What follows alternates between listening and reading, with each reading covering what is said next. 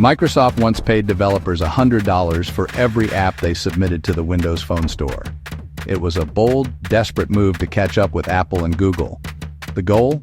Fill their app store fast, hoping to attract users and developers alike. This created a gold rush. Coders worldwide cranked out apps for quick cash. But quantity didn't mean quality. The store filled with basic calculators, flashlight apps, and endless clones. The big names, the apps people actually wanted, were missing. Microsoft was playing catch-up, throwing money at a problem that was about more than just numbers. It was about culture, relationships, and convincing people to bet on a third platform.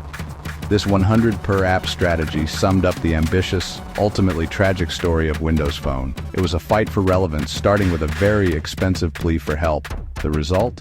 A store full of apps, but not the ones that mattered. And that set the stage for everything that followed.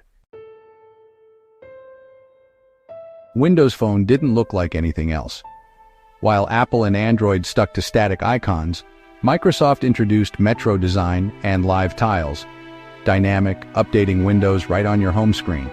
You could see your next appointment, new messages, or weather at a glance. The idea was glance and go, get what you need, then get back to life. The interface was smooth, modern, and worked even on budget hardware. Then Nokia joined in, bringing bold colors and legendary cameras. The Lumia 1020's 41-megapixel sensor turned heads. It was a camera that made calls. Windows Phone had personality and a passionate fan base. Features like the People Hub put your contacts and social networks front and center. It was a phone designed for people, not just apps. The design was fresh, the hardware was fun, and the experience felt personal. For a moment, Windows Phone stood out in a sea of sameness. It was a statement. Smartphones could be different. Fans loved it for its simplicity and elegance, but being different wasn't enough. Windows Phone nailed the basics: fluid interface, seamless Microsoft integration, and a fantastic keyboard.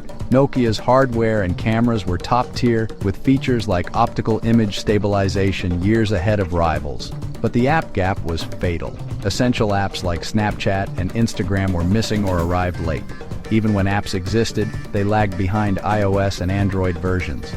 The YouTube app was just a web link.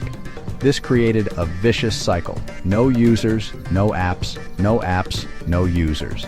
Developers saw little reason to invest in a platform with tiny market share. Microsoft tried to fill the gap, but it was too late.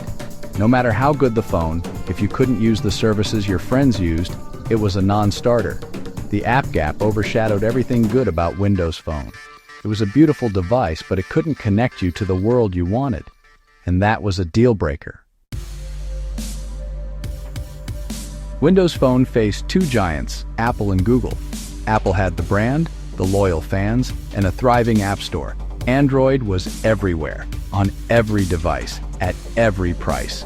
Developers flocked to both, leaving little room for a third option. Microsoft's partnership with Nokia brought great hardware, but most manufacturers focused on Android. Windows Phone was caught in the middle, not as cool as iPhone, not as open as Android. Every sale meant convincing someone to leave behind their apps, music, and friends. People were already invested in other ecosystems. Switching was a tough sell, no matter how nice the live tiles were. Microsoft fought a war on two fronts, but the rules were already set. Apple owned the premium market, Android owned the rest. Windows Phone was left fighting for scraps. The mountain was just too steep. What if Microsoft had moved faster? What if the top apps were there from day one? Windows Phone's design was innovative. Its influence is still seen today. The glance and go philosophy was ahead of its time, a counter to today's digital overload. Imagine a world with three strong mobile platforms. More competition, more innovation. Instead, we have a duopoly, and the pace of change has slowed. Windows Phone's story is a lesson. Even giants can fail if they miss what matters. Great hardware and design aren't enough. An ecosystem is everything. I still miss the bold colors, the live tiles, and the vision of something different. It was a glimpse of a more human future that never arrived. Thanks for watching. Subscribe for more tech stories and lost legends.